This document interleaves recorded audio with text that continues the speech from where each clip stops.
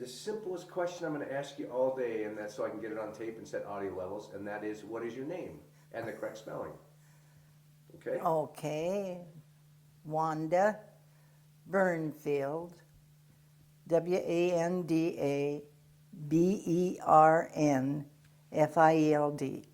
And that's your married name or maiden name? That's my second marriage. And what was your maiden name? Strawn, STRAWHUN. And where and when were you born? I was born in Centralia, Washington, January 4th, 1925. Wow. Centralia. I won't tell all my Lewis County jokes, so. And my wife's from that. Well, she's actually from Morton originally. Oh, really? I lived there too. Oh, no kidding. Yeah. Oh, my goodness. It's a small world. You yeah. Were you old? Were you growing up when you lived there, or just a little No, bit? it was, started school there. Oh, really? Yeah. Well, you were there about the time my father-in-law was. My mother-in-law's from Mineral, which is now underwater, and then he was, and Anthony was from Morton, grew up in Morton. Oh, gosh. So, yeah. Small world. So where did you grow up then? Did you grow up all over the place? Yeah. My dad was a coal miner, and so we moved, always on the west side, but moved a lot to the different coal mines. But had a good childhood. Yeah, it sounds like a lot of people did. Do you remember where you were when Pearl Harbor happened? Yes, I was at work at Boeing when they announced it. So you were already working for Boeing before the war started, or before the South Pacific War started? Yeah. What were you doing at Boeing? I was, well, they called it a mechanic, but you think of autos when you, but I drilled holes and put bolts in them and put pieces together. And in fact, the one job I enjoyed the most was putting the windows in the cab. Put in all of the windows except the number 3, which is the sliding one. So I enjoyed that. Was do you remember? Was it a variety of planes models that you worked on? Oh yeah. Oh, okay. And customers. Oh, really? Yeah. You had to be careful what customer you were working for. They all had their different ideas about what they wanted done. So that was interesting. Was it uncommon for women to be working there at that time? Was that a new concept? No. There was, in fact, my mother had started there quite a bit earlier than I did. And my mother-in-law, she'd been working there. And so there. But then, of course, when the war started and the boys all left, then there was a lot more women came in. Did that change things a lot? I mean, was there a different attitude, or? Oh, I don't think so. They soon found that the women could do the job just as well. I didn't know if people disliked women being there, or if it just being at war, everybody. I think that's mostly it. Everybody just jumped in and did what they could. And so that was one of the ways they could, was to hire the women to take the boys' places. Because my understanding is when the women came in, that freed up the men then to go overseas and. Right, and other jobs. So was it a patriotic aspect coming in, the women coming in too, or were they just looking for jobs, or? Well, I think it was both ways. When the boys left, there was a lot of women that had to go to work because you weren't getting the money that you would if they were home working. So by this time, some of them had children and had to support them. Now, were you married at this time, or were you not married yet? I was married the first time on the 29th of December, 1942. Okay. So. And did your husband go in the service, or what? Yes, he went in the service in that May. So you got married in December, so January, February, March, April, May. 5 months later, Yeah. he shipped out. What was that like? Where did he go, and what was that like? Well, when he left, he went to Fort Lewis. At that time, that was their, well, the Navy calls it boot camp. I don't know what the Army calls it. And he was there for a while, and then he got the measles, and he was very, very ill. So they called up and said if I wanted to see him, I better come down, because he wasn't going to make it. So, but he did. Wow, it's amazing to think how much things have changed, you know, for measles, which still is fairly serious, but yet to think that you might have lost him to measles. Yeah, right. So, now, did you have children at that time, or you didn't have children? our first child was born August in '43. So she's the oldest girl. And where was your husband at that time? He was overseas. Now, where did he go? South Pacific? Or? No, he went to Europe. Well, to England, really. He never did get to Europe, but he was in England and Ireland, Scotland. Now, that had to be tough. It's interesting because I talked to a woman yesterday, and I hadn't even thought about this. Here you are, basically a newlywed. At 5 months, he goes to Fort Lewis, and then did he go overseas right after he got healed from the measles, or? No, he was sent down to Fort Vancouver and was there for a while. And then he went from there to Europe. In fact, he was quite proud of the fact that he went to Europe on the Queen Mary, as it was such a big ship, you know, and everything. So how long was he apart? Once he went overseas, was there a year, 2 years roughly that you didn't see him? Or? When he left to go overseas, he was standing shaving, and I asked him, I said, how long do you think you'll be gone? And he didn't say anything for a while, and then he said, I'll be home when the baby's a year old. So when we were a group of friends, we're having a first birthday party for her. The telephone rings, and it's a gray lady from Baxter General Hospital in Spokane. He had just arrived from overseas on her birthday, the 23rd of August, just exactly a year. Wow. So I've always thought that was kind of strange. It's always amazing, too, to think of the families, how different in some of the challenges that they had to face, because here you are now, a single mom at home, basically. Your husband's overseas. You're having to go through this year. Was it tough the first year not having your husband around, or? Well, yes, and I will have to say that if it hadn't been for my mother, who helped out a lot with the finances, it would have been even much worse, because you just didn't have the money. And then when I went down to be with him there at Vancouver, I rented a little trailer house, and I think I paid something like $15 a month for it or something like that. But even at that, to get the money for bus fare back and forth, I was on the Portland side where this trailer was, and then I'd have to take a bus over to Fort Vancouver. Well, I'd go around, pick up milk bottles and this and that, you know, to get money to do that. Wow. Yeah. So when I was at the hospital, they would let me eat there. So I always had a good lunch or something there. And that was in Spokane? No, this was at Fort Vancouver. Oh, okay. Yeah. So when he left,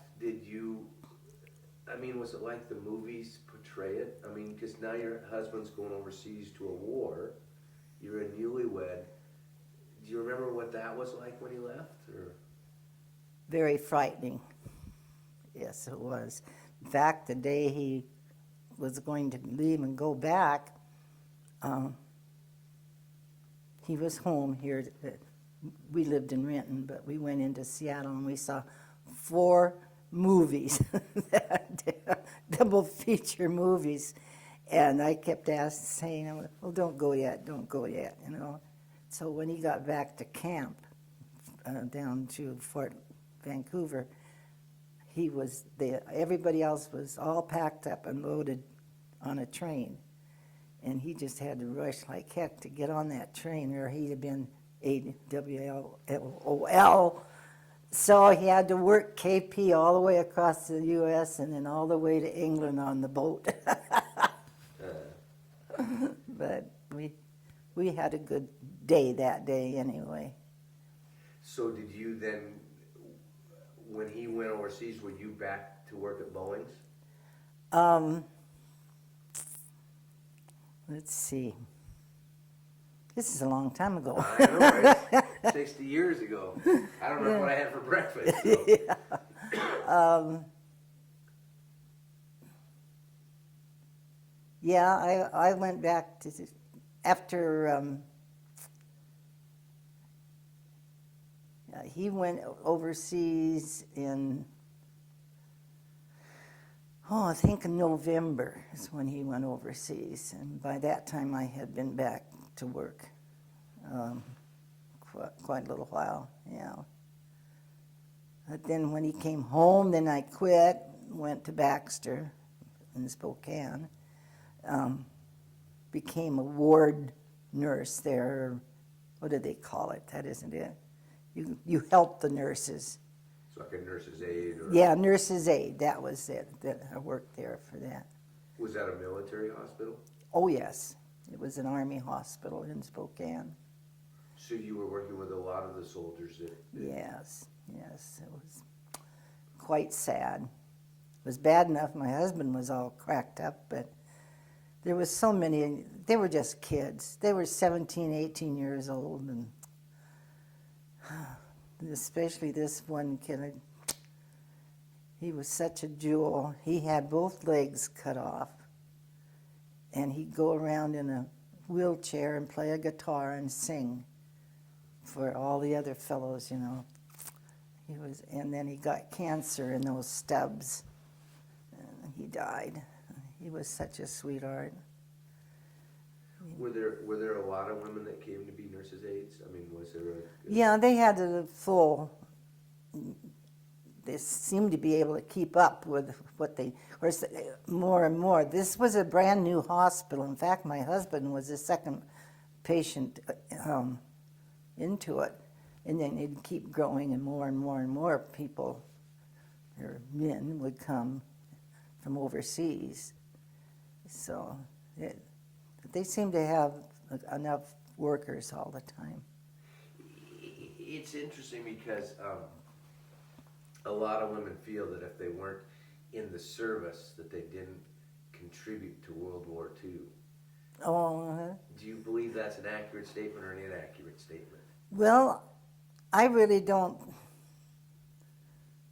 I don't think I knew anybody that, you know, in my age or my area that was in the service.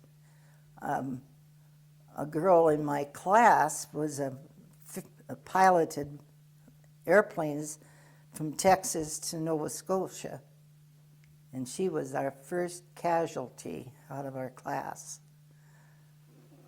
So, but I really didn't know anybody that was in the service. But do you feel that what you did at the hospital, Baxter Hospital, was an important contribution to World War II? Oh yes, they needed people there with all those boys when they brought them in there. This one patient I had, he was a dentist from Kent, a wonderful person, just loved him, and his wife too. And he had that jungle rot. This was a little later on when they were coming in from the Pacific. And he was just covered with that stuff. It was just terrible. And all they were doing was experimenting with him to find a cure. He died. His wife was very dark-headed, and after she was there for a month, she was as white as I am. It was very sad. What type of things did they have you doing at the hospital? Well, when I first started, I was,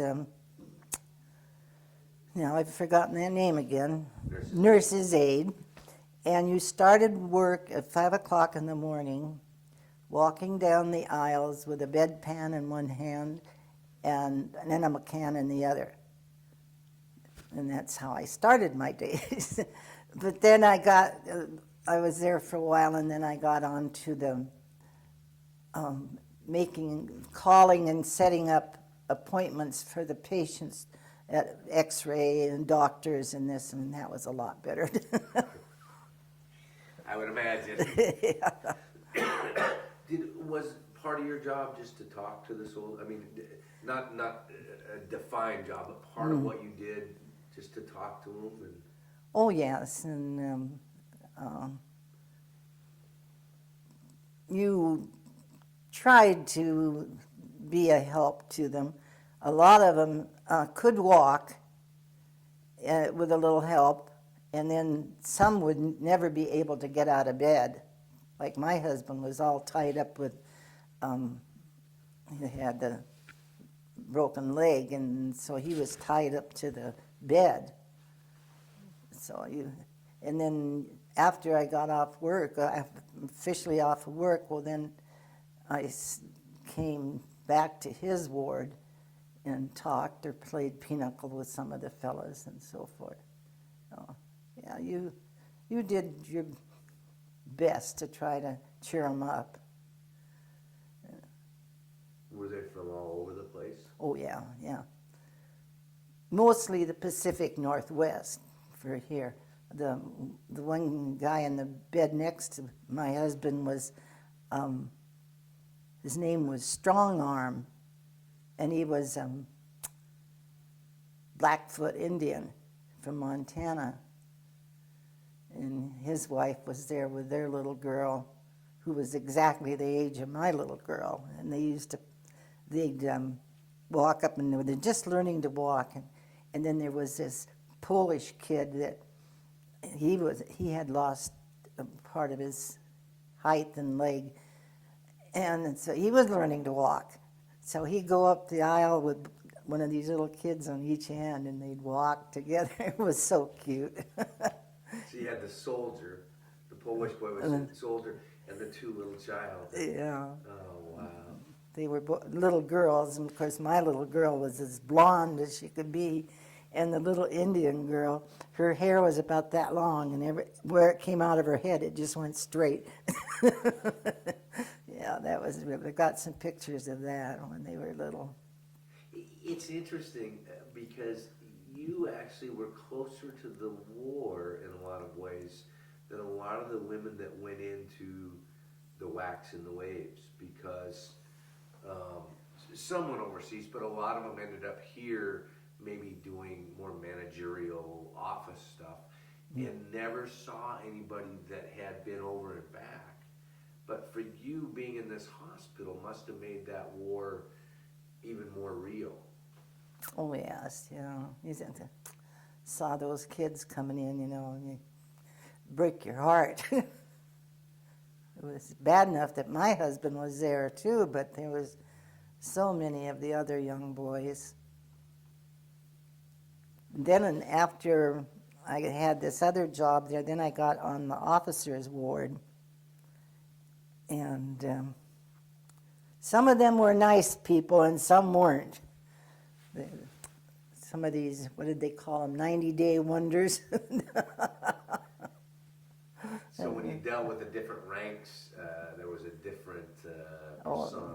Oh, yeah. That's too bad. Yeah. This dentist that I was talking about, he'd been an officer, and he was just the sweetest thing. But then we had some that weren't. They thought that we ought to wait on them hand and foot, But, it was quite an experience. I'm very happy that I was able to participate in it. Well, I think of the morale that you offered these young soldiers, and I would assume that you brought them a normalcy to life. Just talk about the everyday stuff to get their minds off of what Yeah. they went through. But probably the thing that gave him the most joy was my little daughter, year-old daughter, you know. And once I got her in the hospital, I never had her again. They were all wanting to hold her and all this, you know, and everything. So, and then the little Indian girl, too, it was the same with her. Wow. Was it hard for, because your husband was gone for a year, your daughter's aged a year, you were still fairly newlyweds. Was it hard readjusting when he came back, or was it just you picked up where you left off? Well, I would say that it was hard because he came back with a rather odd attitude. You know, he had been hurt, he had been over in the war, but he never was in the war. He was hurt the day before D-Day in a Jeep accident, and he never hit the beach at all. And the kid that was driving the Jeep wrote to me several times, and he told me that out of their whole company, only 3 survived the beach. So this kid always said in his letters, he said, well, I'm so sorry that I hurt your husband. And I wrote back, oh, goodness, if you hadn't have, he'd probably be laying there on the beach. Now, you said he came back with an odd attitude. What changed Well, in him? I don't know. He just, it was kind of odd it was almost like he didn't want me around. Because when he got to where he could be in a wheelchair, he used to take off and go downtown in the wheelchair and so forth and tell me to stay home. But it was kind of a nervous thing with him. See, he had been in bed in England for almost 3 months after the accident. And so I don't know. He was just different. If he'd have been in the war, fighting in the war, I would have kind of expected that. But this was just different. So.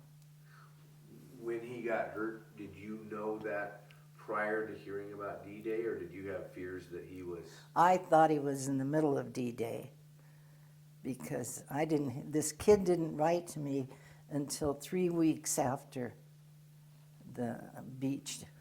They landed on the beach.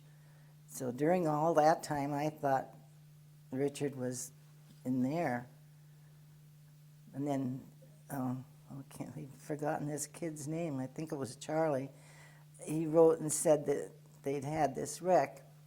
But I don't know how come Richard didn't write me to tell me that he was.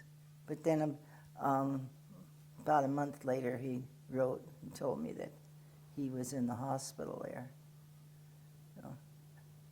Boy, that had to be scary to have a young daughter and to think that your husband might have been on the beach. Mm-hmm. Oh, yeah. Because it certainly was blasted all over the newspapers, you know, and the radio. So you knew how bad it had been. And I'll jump around a little bit. When you were back at Boeing after the war started, the South Pacific element of the war started, did Boeing change? I mean, did it gear up differently? Before you were doing some for specific clients, did the quote war effort really change how fast you were doing things and what was going on? Oh yeah, we were putting out. I forget how often you put out a plane, but you know it was the big B-29s, and then we went into the what became the 707s and so forth. But when I first started there at Boeing, we were working on. I never did work on the B-52, but I think we got to where we were putting out a plane a day. So, Did yeah. there become a sense of patriotism, or were you so busy working that it was just a job? No, we felt like we were doing something. We were our little bit against those Germans and those Japanese. Build a better plane to drop more bombs on them. It was, there was a lot of they'd have meetings, and then sometimes there'd be the movie stars that would come to talk. Like one of them was, now I've forgotten that. Well, Bing Crosby would come and sing, and some of the rest of these fellows, put on a program for us. Was that to boost morale? Yeah, I'm sure it was, yeah. And in fact, Bing Crosby, my husband has an album of World War II songs, and Bing Crosby singing, "Buy more bonds."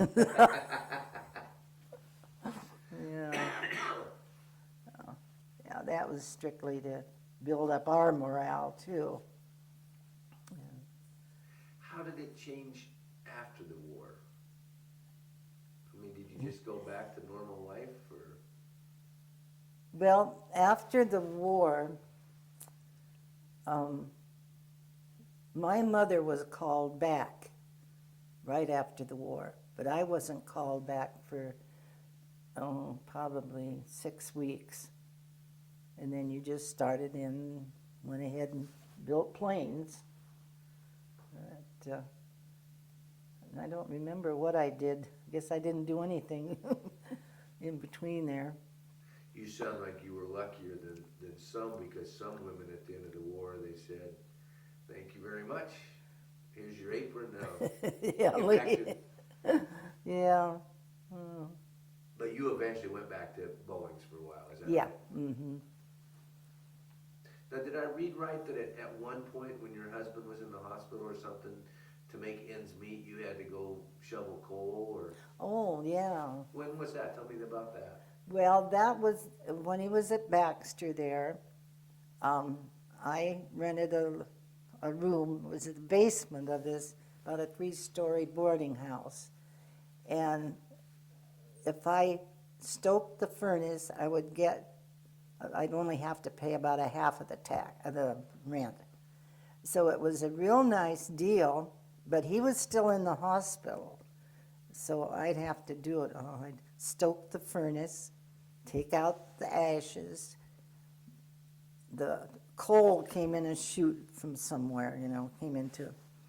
And that really helped out that I could do that. So every night after I got home from work, then I would shovel the ashes out and put more coal in. Yeah, and then after he was able to come home, then we'd stay there in the room at night. So it really helped. Did you get, while he was in the hospital, did you get military benefits at all to help you through, or was it the way it is today where there's not? There wasn't anything. You could go to the PX and buy groceries and so forth, but there wasn't any extra help. I am hoping they're doing more of that nowadays. Now, so your husband said he would be back on your daughter's first birthday. Was she already born when he left, or were you pregnant when he left? No, I'd had her. Okay, so already. He saw her as a newborn, and then we fast forward a year before he sees her again, basically. Right. Do you remember that? What it was like to come back and see your husband, and he to see the daughter? Oh, somehow I can't remember too much about that. But I do know that she was over a week old before we had got a name picked out for her because she was supposed to be a boy. We had the boy's name. So. It's interesting again how different times are because now they know the sex, Oh yeah. eye colors, and everything before they're born. Yeah, So, right. That's for sure. did she? Do you remember how she reacted to her dad? Did she know? I mean, No, she didn't know him at all. Yeah, she was only a year old. You know, that's pretty little. But I did have a picture of him that I used to tell her that was Daddy, you know. But I don't think she realized that was Daddy. But she never was standoffish. She was never that kind of a little baby. She went to everybody. it seems kind of interesting for a lot of those children that because there were a lot of them that didn't see their dad for a year, 2, 3 years, and then now I had to do, being a year old, it's probably a little easier than if you were 3 years old and could talk a little more and know a little bit more about the world. But it is neat though having the picture and her at least to be this is your daddy and he's somewhere else. Yeah. Wow.